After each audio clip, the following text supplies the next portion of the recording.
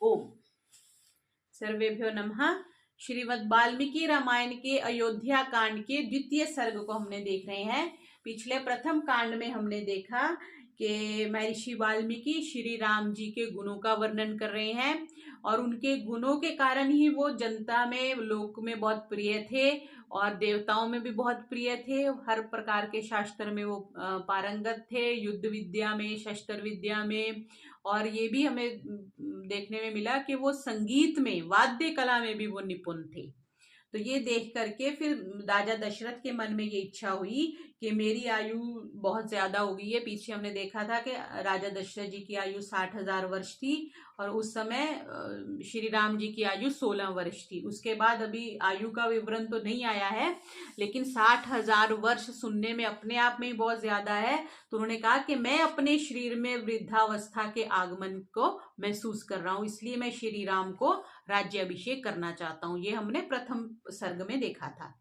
आज द्वितीय सर्ग में क्या आएगा कि राजा दशरथ द्वारा श्री राम के राज्य अभिषेक का प्रस्ताव और सभासदों द्वारा श्री राम के गुणों का वर्णन करते हुए उक्त प्रस्ताव का सहर्ष युक्ति युक्त जो है वो समर्थन। ततः परिषदं सर्वाम् अमन्त्रय वसुधाधिपः हितमुदर्शनं चैव उवाच प्रथितं वचः दुन्दुभिस्वरकल्पेन गम्भीरेणानुनादिना स्वरेण महता राजा जीमूत इव नादयन्। उस समय राजसभा में बैठे हुए सब लोगों को संबोधित करके महाराज दशरथ ने मेघ के समान शब्द करते हुए दुंदुभि की ध्वनि के सदृश अत्यंत गंभीर एवं गूंजते हुए उच्च स्वर से सबके आनंद को बढ़ाने वाली यह हितकारक बात कही। दुंदुभि, दुंदुभि पहले प्रयोग करते थे, आजकल तो ये नहीं चलाते। मंदिरों में आरती के समय दुंदुभि का प्रयोग करते हैं। मेघ के समान शब्द करते हुए और इतनी गंभीर बात राजा दशरथ ने अपने उन राजसभा में रखी। क्या? राजलक्षण युक्तेन कांतेन अनुपमेन च उवाच रस युक्तेन स्वरेन नृपतिर्नृपान। राजा दशरथ का स्वर राजोचित स्निग्धता और गंभीरता आदि गुणों से युक्त था, अत्यंत कमनीय और अनुपम था। वे उस अद्भुत रसमय स्वर से समस्त नरेशों को संबोधित करते हुए बोले। विदितं भवतामेतद् यथा मे राज्यमुत्तमम् पूर्वकैर्मम राजेन्द्रै सुतवत् परिपालितम्।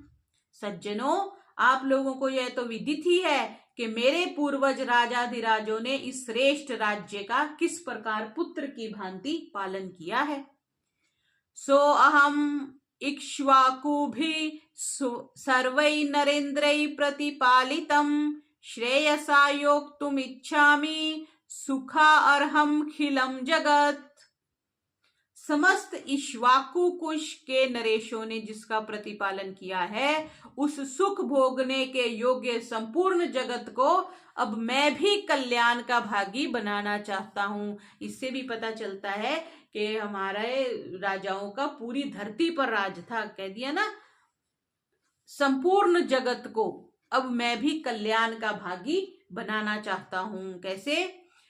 मया अप्यचरितं पूर्वै पंथानमनुगच्छता प्रजा नित्यमनिन्द्रेण यथाशक्तिर्भिरक्षितः। मेरे पूर्वज जिस मार्ग पर चलते आए हैं उसी का अनुसरण करते हुए मैंने भी सदा जागरूक रहकर समस्त प्रजाजनों की यथाशक्ति रक्षा की है। इदं शरीरं कृत्स्नस्य लोकस्य चरताहितं पाण्डुरस्यातपत्रस्य छायायां जरितं मया। समस्त संसार का हित साधन करते हुए मैंने इस शरीर को श्वेत राज छत्र की छाया में बूढ़ा किया है। श्वेत राज छत्र की छाया में बूढ़ा किया है। शायद ये इसलिए भी कह सकते हैं कि उनकी जो ध्वजा थी वो शायद श्वेत थी, ऐसा भी कह सकते हैं।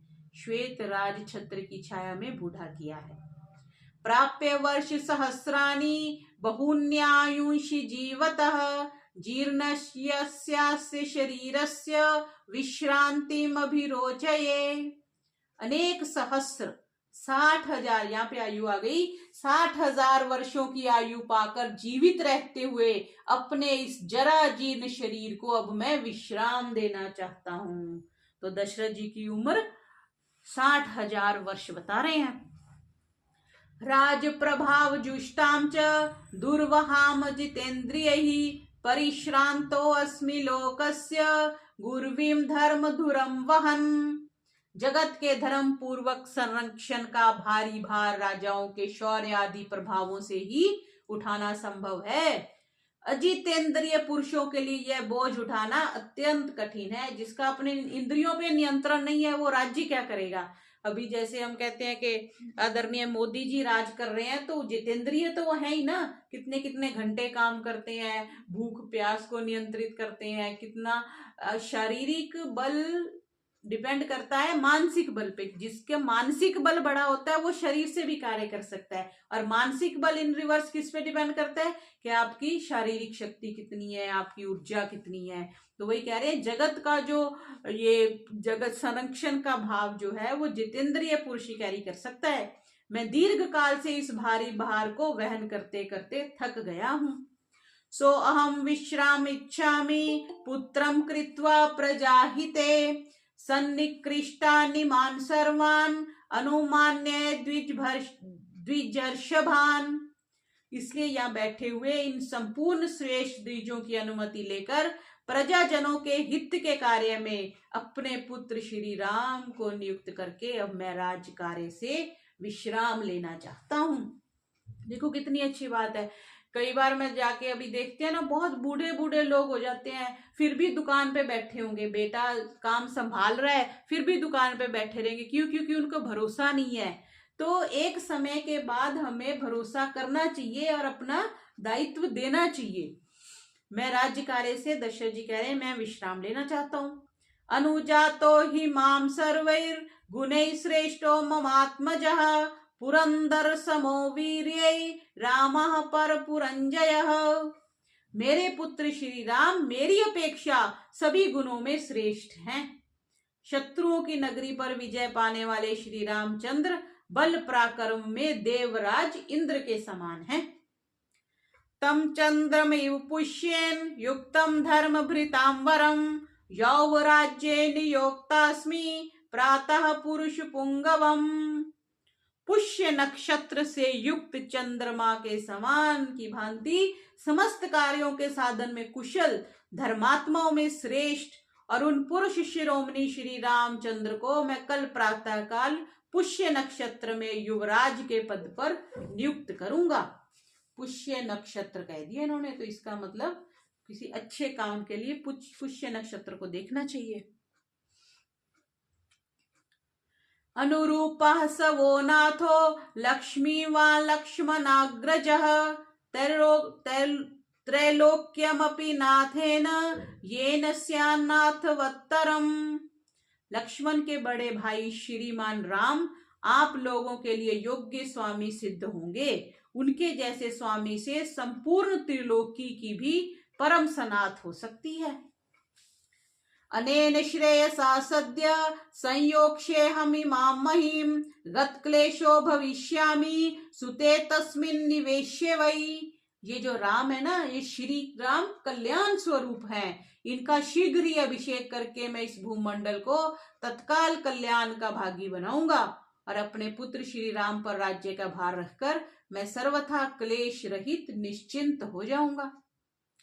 यदिदं मे अनुरूपार्थं मया साधु सुमंत्रितं भवन्तो मे अनुमन्यतां कथं वा करवाण्यहम्।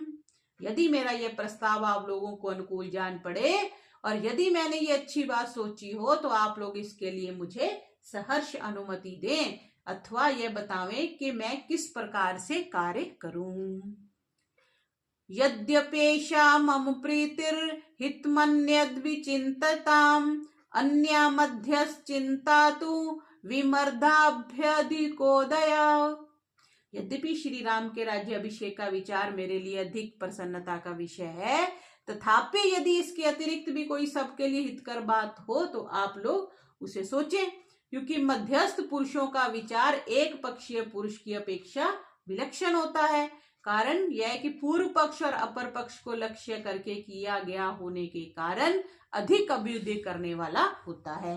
देखो, पूरी धरती के राजा हैं, फिर भी और अपने न्यून न्यून जो सरपंच कह लो या जिसको कह लो छोटे जगह के जो मुख्य हैं, उनसे पूछ रहे हैं कि अगर इससे बढ़िया कोई आपके पास विकल्प है तो वो आप सोचकर मुझे बताएं। इति ब्रुवन्तं मुदितः प्रत्यनन्दन् नृपानृपं वृष्टमन्तं महामेघं नर्दन्त इव बर्हिणः।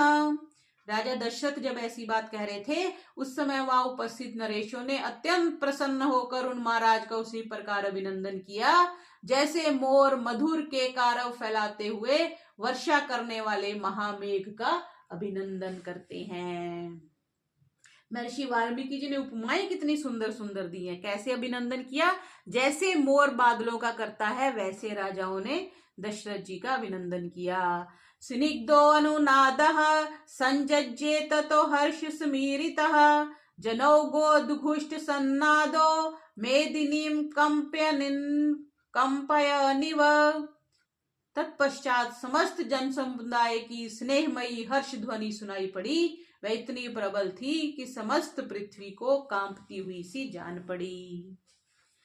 तस्य धर्मार्थ विदुषो भावमाज्याय सर्वशः ब्राह्मणा बाल मुख्याश्च पौरजानपदैः सह समेत्य ते मंत्रयुतं समत आगत बुद्धयः उचुश्च मनसा ज्ञात्वा वृद्धं दशरथं नृपम्। दशरथ जी के नाम के साथ बार बार वृद्ध आ रहा है। अब 60,000 की आयु के साथ तो वृद्ध लगाना ही पड़ेगा।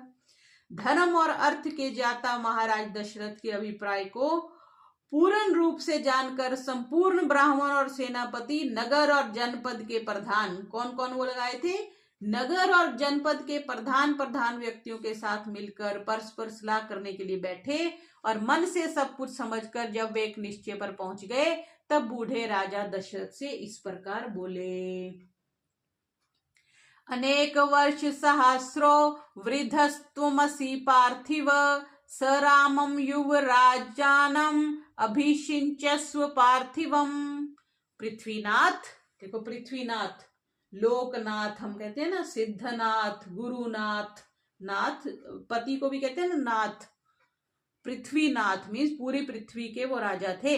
आपकी अवस्था कई हजार वर्षों की हो गई, आप बूढ़े हो गए हैं, अतः पृथ्वी के पालने में समर्थ अपने पुत्र श्री राम का अवश्य ही युवराज के पद पर अभिषेक कीजिए।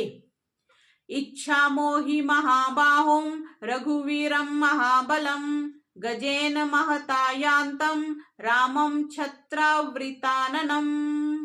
रघुकुल के वीर महाबलवान महाबाहु श्री राम महान गजराज पर बैठकर यात्रा करते हो और उनके ऊपर श्वेत छत्र तना हुआ हो, इस रूप में हम उनकी झांकी करना चाहते हैं।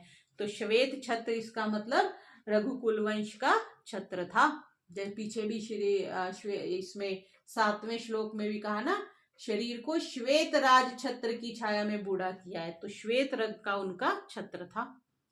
इति तद्वचनं श्रुत्वा राजा तेषां मनः प्रियम् अजाननिव जिज्ञासुरिदं वचनम् अब्रवीत। उनकी यह बात राजा दशरथ के मन को प्रिय लगने वाली थी। इसे सुनकर राजा दशरथ अनजान से बनकर उन सब के मनोभाव को जानने की इच्छा से इस प्रकार बोले। श्रुत्वै तद्वचनं यन्मे राघवं प्रतिमिच्छथ राजाना संशयोऽयं मे तदिदं ब्रूत तत्वतः। राजागण, मेरी यह बात सुनकर आप लोगों ने श्री राम को राजा बनाने की इच्छा प्रकट की है, इसमें मुझे ये संशय हो रहा है, जिसे आपके समक्ष उपस्थित करता हूं। आप इसे सुनकर इसका यथार्थ उत्तर दें। कथम नु मयि धर्मेण पृथ्वी मनुशासति भवन्तो द्रष्टुमिच्छन्ति युवराजं महाबलम। मैं धर्म पूर्वक इस पृथ्वी का निरंतर पालन कर रहा हूँ, फिर मेरे रहते हुए आप लोग महाबली श्री राम को युवराज के रूप में क्यों देखना चाहते हैं? प्रश्न कर दिया उल्टा। ते तमूर्चुर्महात्मानः पौरजानपदैः सह बहवो नृप कल्याण गुणाः सन्ति सुतस्य ते। यह सुनकर वे महात्मा नरेश नगर और जनपद के लोगों के साथ राजा दशरथ से इस प्रकार बोले, महाराज, आपके पुत्र श्री राम में बहुत से कल्याणकारी सद्गुण हैं। गुणान गुणवतो देव देवकल्पस्य धीमतः प्रियानानंदनान कृत्स्नान परवक्ष्यामो अद्यतांशिनु। देवताओं के तुल्य बुद्धिमान गुणवान श्री रामचंद्र जी के सारे गुण सबको प्रिय लगने वाले और आनंददायक हैं। हम इस समय उनका यत्किंचित वर्णन कर रहे हैं, आप सुनिए। तो दूसरे लोग भी श्री राम जी के गुण बता रहे हैं। दिव्यर गुणैः शक्र समो रामः सत्य पराक्रमः इक्ष्वाकुभ्योऽपि सर्वेभ्यो हृतिरिक्तो विशांपते। प्रजानाथ सत्य पराक्रमी श्री राम देवराज इंद्र के समान दिव्य गुणों से संपन्न हैं। इक्ष्वाकु कुल में भी ये सबसे श्रेष्ठ हैं। रामः सत्पुरुषो लोके सत्यः सत्यपरायणः साक्षात् रामाद् विनिवृत्तो धर्मश्चापि श्रियः सह। श्री राम संसार में सत्यवादी, सत्यपरायण और सत्पुरुष हैं। तीनों सत्य से विशेषण दे दिए, सत्यवादी, सत्य बोलने वाले, सत्यपरायण, सत्य का अनुष्ठान करने वाले और सत्पुरुष हैं। साक्षात श्री राम ने ही अर्थ के साथ धर्म को भी प्रतिष्ठित किया है। अर्थ को तो बड़े लोग प्रतिष्ठित कर लेते हैं, अब अंबानी ने अर्थ को ही तो प्रतिष्ठित किया है, टाटा जी ने अर्थ को ही तो प्रतिष्ठित किया है, लेकिन अर्थ के साथ साथ धर्म को भी प्रतिष्ठित करना होता है। प्रजा सुख तवे चंद्रस्य वसुधाया क्षमा गुणैः बुद्धया बृहस्पते स्तुल्यो वीर्यै साक्षात् शचीपतेः। ये प्रजा को सुख देने में चंद्रमा की और क्षमा रूपी गुण में पृथ्वी की समानता करते हैं। सुख देने में चंद्रमा की उपमा दे दी और क्षमा करने में पृथ्वी की। पृथ्वी को पृथ्वियों में कितनी क्षमा करती है? उस पे कुल्हाड़ी मारो, उसमें गड्ढा करो, ट्रक चलाओ, जो मर्जी करो, बेचारी कुछ नहीं कहती। तो पृथ्वी क्षमाशील है, ठीक है। बुद्धि में बृहस्पति गुरु हैं, देवताओं के गुरु हैं, और बल पराक्रम में साक्षात शचीपति इंद्र के समान है। धर्मज्ञः सत्य संदश्च शीलवाननसूयकः क्षान्ता सान्त्वयिता श्लक्ष्णः कृतज्ञो विचितेन्द्रियः मृदुश्च स्थिरचित्तश्च सदा भव्यो अनसूयकः प्रियवादी च भूतानां सत्यवादी च राघवः। श्री राम कैसे हैं? धर्मज्ञ, ज्ञ मीन्स जानने वाले, धर्म को जानने वाले, सत्य प्रतिज्ञ, भीषम प्रतिज्ञा आप कहते हैं ना, तो सत्य प्रतिज्ञा, सत्य की प्रतिज्ञा थी श्री राम की। शीलवान थे, अदोषदर्शी, दूसरों का दोष नहीं देखते थे, शांत, दीन दुखियों की सांत्वना प्रदान करने वाले, मृदुभाषी, कृतज्ञ, जितेंद्रिय, कोमल स्वभाव वाले, स्थिर बुद्धि, सदा कल्याणकारी, असूया रहित, समस्त प्राणियों के प्रति प्रिय वचन बोलने वाले और सत्यवादी हैं। बहुश्रुतानां वृद्धानां ब्राह्मणाम उपासिता तेनस्येहा तुला कीर्तिर यशस्तेजश्च वर्धते। वे क्या है? बहुश्रुत विद्वानों, बड़े बूढ़ों और ब्राह्मणों के उपासक हैं। उपासक मीन्स जिनके पास हम बैठते हैं, जिनसे बात करते। पीछे भी ये बात आई कि वो बड़े बुजुर्गों के पास बैठते थे। बहुश्रुत विद्वानों, बड़े बूढ़ों और ब्राह्मणों के उपासक हैं, सदा उनका संग किया करते हैं। इसलिए इस जगत में श्री राम की अनुपम कीर्ति, यश और तेज का विस्तार हो रहा है। देवासुर मनुष्याणाम सर्वास्त्रेषु विशारदः सम्यक विद्याव्रत स्नातो यथावत् सांग वेदवित्। देवता, असुर, मनुष्यों के संपूर्ण अस्त्रों का उन्हें विशेष रूप से ज्ञान है। वे सांग वेद के यथार्थ विद्वान। सांगोपांग वेद को पढ़ना कह देते हैं ना जी, सारे वेद के अंगों के साथ वेद को पढ़ना। ऐसे तो वेद का पुस्तक उठा के आप बैठेंगे तो आप कहेंगे कि मैंने वेद को पढ़ दिया, नहीं। शिक्षा, कल्प, व्याकरण, ज्योतिष, छंद और निरुक्त, इन सारे अंगों को पहले पढ़ने के बाद वेद के यथार्थ विद्वान थे श्री रामचंद्र जी, और संपूर्ण विद्याओं में भली भांति निष्णात थे। गांधर्वे च भुवि श्रेष्ठो बभूव भरतग्रजः कल्याणाभिजनः साधुर दीनात्मा महामतिः। भरत के बड़े भाई, देखो क्या कैसे बार बार विशेषण दे रहे, पीछे आया लक्ष्मण के बड़े भाई, अब आ गया भरत के बड़े भाई। भरत के बड़े भाई श्री राम गांधर्व वेद संगीत शास्त्र में भी इस भूतल पर सबसे श्रेष्ठ हैं। देखो गाते भी होंगे श्री राम जी। गांधर्व वेद जो संगीत शास्त्र है, कल्याण की तो वह जन्म भूमि है, उनका स्वभाव साधु पुरुषों के समान है, हृदय उदार और बुद्धि विशाल है। द्विजेर अभिविनीतश्च श्रेष्ठ धर्मार्थ नैपुणैः यदा व्रजति संग्रामं ग्रामार्थे नगरस्य वा गत्वा सौमित्री सहितौ न विजित्य निवर्तते। धर्म और अर्थ के प्रतिपादन में कुशल श्रेष्ठ ब्राह्मणों ने उन्हें उत्तम शिक्षा दी है। वे ग्राम अथवा नगर की रक्षा के लिए लक्ष्मण के साथ जब संग्राम भूमि में जाते हैं, उस समय वहां जाकर विजय प्राप्त किए बिना पीछे नहीं लौटते। संग्रामात् पुनरागत्य कुंजरेण रथेन वा पौरान् स्वजन्वन् नित्यं कुशलं परिपृच्छति पुत्रेष्वग्निषु दारेषु प्रेष्य शिष्य गणेषु च। संग्राम भूमि से हाथी अथवा रथ के द्वारा पुनः अयोध्या लौटने पर वे पूर्ववासियों से स्वजनों की भांति प्रतिदिन उनके पुत्रों, अग्निहोत्र की अग्नियों, स्त्रियों, सेवकों और शिष्यों का कुशल समाचार पूछते हैं। यहाँ पे क्या पूछते हैं? अग्निहोत्र की अग्नियां, के तुम लोग अग्निहोत्र करते हो। उस समय हर एक व्यक्ति अग्निहोत्र करता था, तो उसकी अग्नि के बारे में पूछते थे। निखलेनानुपूर्व्या च पिता पुत्रानि वौरसान् शुश्रूषन्ते च वा शिष्या कच्चिद्वर्मसु दंशितः इति वा पुरुष व्याघ्रः सदा रामोऽभिभाषते। जैसे पिता अपने औरस पुत्रों का, औरस पुत्र पीछे शब्द आया था, औरस पुत्र कौन होता है जी? किसमें आया था? रामायण में ही आया था ना औरस पुत्र, अपना बेटा जो सगा बेटा है। हाँ, औरस पुत्र, ये सबको पता होना चाहिए। अपने पुत्र, सगे पुत्र के लिए औरस पुत्र का शब्द का प्रयोग किया है। जैसे पिता अपने औरस पुत्रों का कुशल मंगल पूछता है, उसी प्रकार वे समस्त पूर्ववासियों से क्रमशः उनका सारा समाचार पूछा करते हैं। पुरुष सिंह श्री राम ब्राह्मणों से सदा पूछते हैं कि आपके शिष्य लोग आप लोगों की सेवा करते हैं। ब्राह्मण की सेवा तो लोग ही करेंगे ना, तो आपके शिष्य लोग क्या आप लोगों की सेवा करते हैं ना? क्षत्रियों से वे जिज्ञासा करते हैं कि आपके सेवक कवच आदि से सुसज्जित हो और आपकी सेवा में तत्पर हैं, मतलब सबसे उनके अकॉर्डिंग पूछते हैं। व्यसनेषु मनुष्याणां भृशं भवति दुःखितः उत्सवेषु च सर्वेषु पितेव परितुष्यति।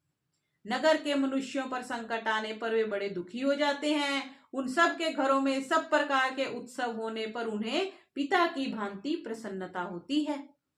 सत्यवादी महेश्वासो वृद्ध सेवी जितेन्द्रियः स्मित पूर्वाभिभाषी च धर्मं सर्वात्मनाश्रितः सम्यग् योक्ता श्रेयसां च न विग्रह कथा रुचिः।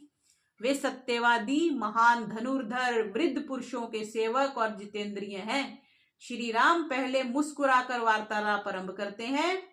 उन्हें संपूर्ण हृदय से धर्म का आश्रय ले रखा है। वे कल्याण का सम्यक आयोजन करने वाले हैं। निंदनीय बातों की चर्चा में उनकी कभी कोई रुचि नहीं होती, चुगली निंदा नहीं करते वो। उत्तरोत्तर युक्त च वक्ता वाचस्पतिर्यथा सुभूरायता ताम्राक्षः साक्षात् विष्णुरिव स्वयं।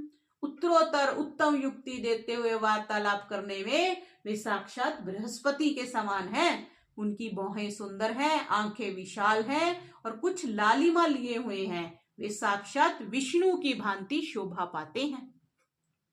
रामो लोकाभिरामोऽयं शौर्य वीर्य पराक्रमैः प्रजापालन संयुक्तो न रागो अपहेतेन्द्रियः। संपूर्ण लोगों को आनंदित करने वाले ये श्री राम शूरता, वीरता और पराक्रम आदि के द्वारा सदा प्रजा का पालन करने में लगे रहते हैं। उनकी इंद्रियां राग आदि दोषों से दूषित नहीं होती। शक्तस्त्रैलोक्यमप्येष भोक्तुं किं नु महीमिमां नास्य क्रोधा प्रसादश्च निरर्थो अस्ति कदाचन। इस पृथ्वी की तो बात ही क्या, वे संपूर्ण त्रिलोकी की भी रक्षा कर सकते हैं। उनका क्रोध और प्रसाद कभी व्यर्थ नहीं होता है। हन्तेश नियमात् वध्यानावध्येषु न कुप्यति युनुक्त्यर्थै प्रहिष्टश्च तमसौ यत्र तुष्यति।